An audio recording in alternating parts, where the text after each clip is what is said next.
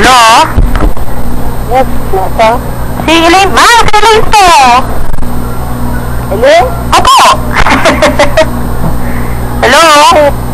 Hello? Bakit? Ayun. Bakit? Ano? Ayun, ayan, malakas na yun. Gusto ko rin kanina eh. Sige. Oo, Number, 702. Dito ka ba? hindi.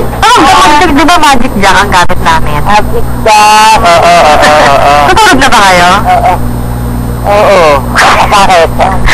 Nagising ko ba ang beauty sleep ninyo? Sorry. Nagising mo talaga. Sensya na.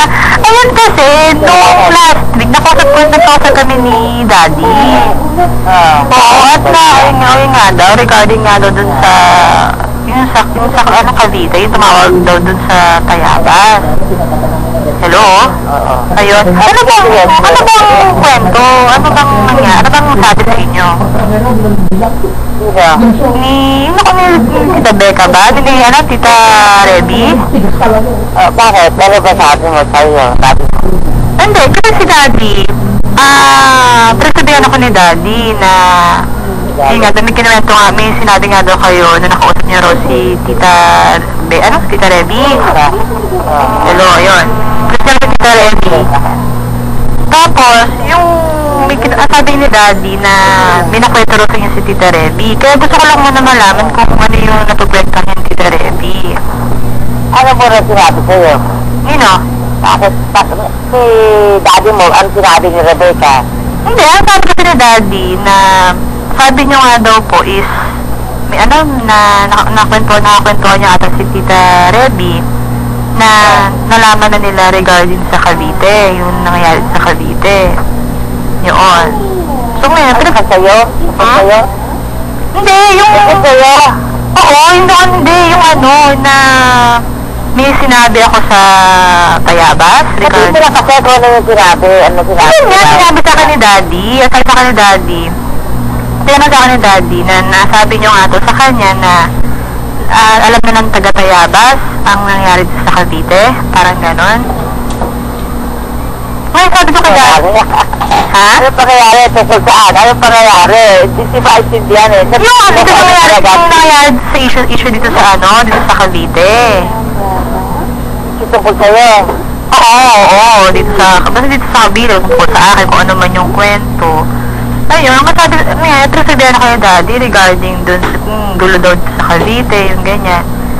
Na sabi niya daw sa kanya is, parang nakwento ni Tita Reby, na alam na yung nangyayari sa Cavite, ganyan. Pero sabi ko kay Daddy,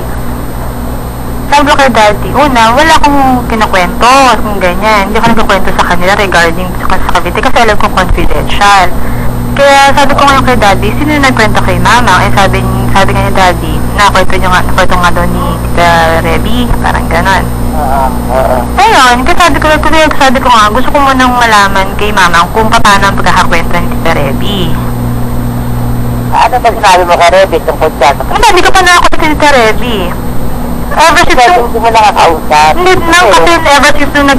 since kasi nung nagpunta ako ng Tayabas, ang lagi ko lang nakakausap si Tita Kay saka si BJ.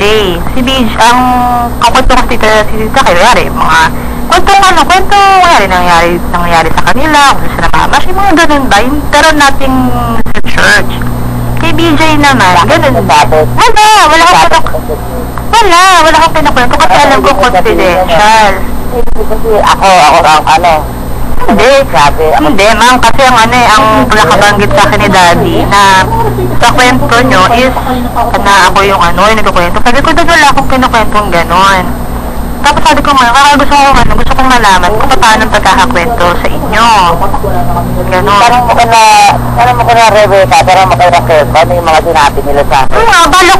Balo ko rin nga ko sa atin si Tita, actually, mamaya natawagan ko si Tita Reby para malaman kung ano yung naikwento sa inyo at kung sino nagsabi sa kanila. Ano ito sila ang kausapin mo kung anong napanggit nila, kung ano napanggit sinabi nila sa akin? Kasi yung kwento nga sa inyo, gusto ko lang malaman, ano ba kinuto sa inyo ni Tita Reby? Ano yung sinabi sa'yo? Tungkol dyan, hindi naman sabihin sa'yo ng daddy niya kung hindi sabi ko kung ano yung sinabi. Hindi, kasi si Daddy kasi, ang sinabi sa akin, kasi nagulat ako, tinawagan ako ni Daddy regarding na may nakwento nga daw kayo. Kaya kina-confirm sa akin, Dad. Sabi ko, sasabihin ko naman sa'yo kung meron. Kaya lang wala naman talaga akong sinabi. Kaya sabi ko, sino nagsabi sa'yo? Sabi niyo, nagkwento niyo nga daw sa kanya.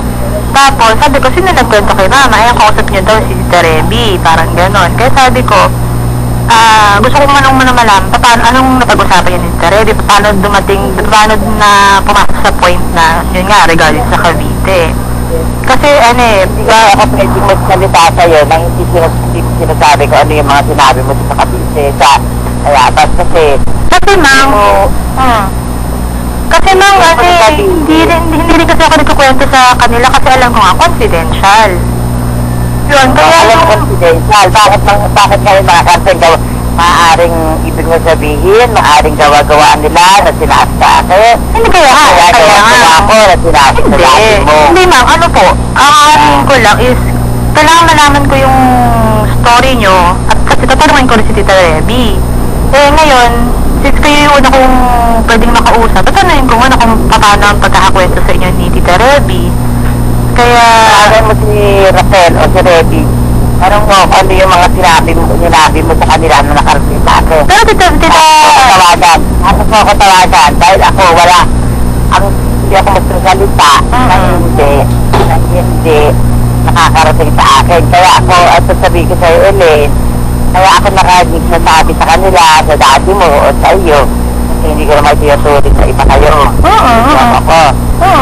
Nag-usap tayo, di ba? Kaya yun din ka, sabi ko sa daddy mo, sana, anuhan ka na, hindi rin... Ano ba yung pinwento nyo kay daddy? Ano yung pinwento nyo kay daddy na... Nag-usap kami tungkol sa'yo. Nag-usap kami tungkol sa'yo, ngayon kausapin mo. Tingnan, kausapin mo siya. Gusto ko malaman kung ano talaga yung... Isa mo nakakaalam yan. Hindi kasi ma'am, ang ano ko doon is, una, hindi naman ako nagkukwento doon sa mga Tayabas. Definitely, hindi ako nakapagkwento kay Tita Reby kasi nga, hindi ko pa siya nakakausap ever since nung nandun ako sa Tayabas. Kaya ano ibig ko sabihin niya? Ano ibig ko sabihin niya yan? Dinay mo. Hindi ko, wala akong dinay. Wala akong dinay. Kasi aminin ko naman kung meron. Kaya nga sabi mo nga wala. So, kaya ang pinakamabuti, tawagan mo sila. Tatawagan ko talaga si Tita Reby. Ngayon kasi, hindi ko pa matawagan ngayon kasi nasa biyahe ata sila ngayon. Kasi mamaya, at least tatawagan ko si Tita Reby mamaya. Kasi... Pagkain mo, tapos mo ako tawagan. Ano yung ano. Hindi ako nagsasalita ng kanila. Dati mo, kaya wala naman ako intention na kundi sinasabi ko sa daddy mo, kung maaari, dahil tatay mo nga yan, di ba nag-usap tayo? Tandaan mo nag-usap tayo? Di ba sabi niya lang sa akin, sabi niya lang sa akin, di ba, Elaine, kung ano may nangyari sa Cavite, huwag mo na ikwento dyan. Di ba sagot ko pa sa iyo? Sabi ko, wala naman ako pagkukalta dito kasi dito, masaya na ako. Di ba sabi ko ganyan, masaya na ako, kung ganyan. Kung baga kung may meron sa Cavite, hindi ko nadadalhin sa Tayabas, kaya nga ako umalis, di ba?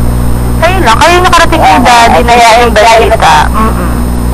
Sinabi ko sa tatay mo, sa daddy mo na, kaya nga, di ba sinabihan ko nga sa'yo, na kung ano man ang ano, di ba sinabi ko naman na wala na ako pinapagkwentuhan? Kaya, hindi ko naman kaya ako naman binanggit sa'yo yun, ba't kaya ako binanggit sa'yo, dahil may nakarating sa akin. Pinakamabuting gawin mo, alingin mo sa kanila. Ayun, pag nakausap ko na sila, tawagan mo ako. Bibigyan mo ako. Hindi na talaga, ay ko para sa akin yung sinabi yung kinuwento nyo kay daddy. Oo. Kasi mo nga sila kung ano yun. Ano nga, kasi nga. Bakit? Ganito, katulad din sa'yo, ikaw nakakaalam yan. Katulad din ang pagkakatawag ko sa akin ngayon. Hindi mo sabi mo sa akin. Ano po ang bakit nakarasa ganyan? Ikaw ang makakaisip yan. Ganon din ang tanong mo sa kanila. Bakit nakarasa siya? Kumawasan kasi ako ng daddy ko. May sinabi kayo kay mama, ganyan. Ano ba ang nasabi ko? At least malalaman ko sa'yo, tawagan mo ako. Huwag mo akong tawagan ang pagkatapos mo dahil sa kami, bukas. Hindi. Bukas pa dito, bukas may trabaho ako. Kasi nga, alam mo naman ang oras. Huwag ang oras kasi natutulog na kami ng nato ngayon. Tutulog na ako ng 9 o'clock. Ano naman ang dati mo yan? Agahan mo, kumbaga. Okay, sige. Bukas, ano oras ako tatawag bukas if ever? Oo, linawin mo kung ano yung mga dapat. Hindi, ano ako tatawag if ever bukas? Ano ako pwedeng tumakas? Agahan mo, mga atago mo sa ano, sa mga alas 8, alas 7. Alas 8 ng... Alas 6 na sabi ngayon eh, 10:30 na eh. Ano 8 ng gabi dyan? Ganun. Oo, alas 8 hanggang alas 8 ng gabi. Kasi gusto ako ng mga... Sige. Oo.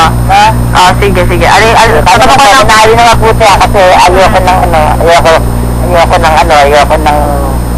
yung mga nasabi mo, ito nakakaalam yan. Sige mama. Sige po. Sige, okay, bye-bye.